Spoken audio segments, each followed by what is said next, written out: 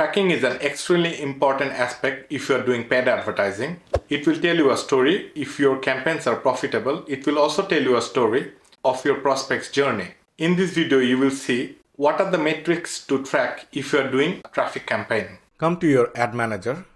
Come on to the column section, which is over here. Click and then customize column. Go down, click. You will come over here. Come to the bottom, save as column preset. Name it.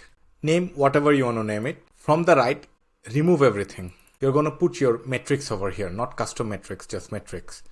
Put start. You're going to see start over here. If you check it, that's going to appear on the right.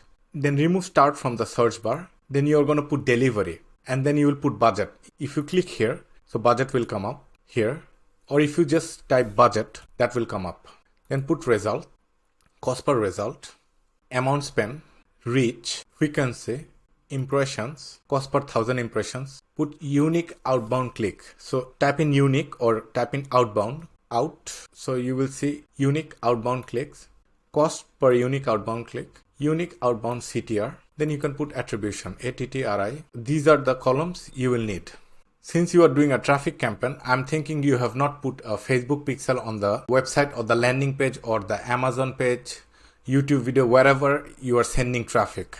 Hence, the last thing that you can do is see the landing page clicks and the price. This is the column you will need. So after that, click apply and then refresh the screen. Come to the column section again. If you don't see your metrics over here, which you have just made, click here or click here. View your custom columns. Traffic to, in your case, will be whatever you have just made. And this is the metrics that you will see. So these are the metrics what to track if you are doing a traffic campaign. Write in the comment, was this video useful? Subscribe to watch more content on Meta and Instagram ads.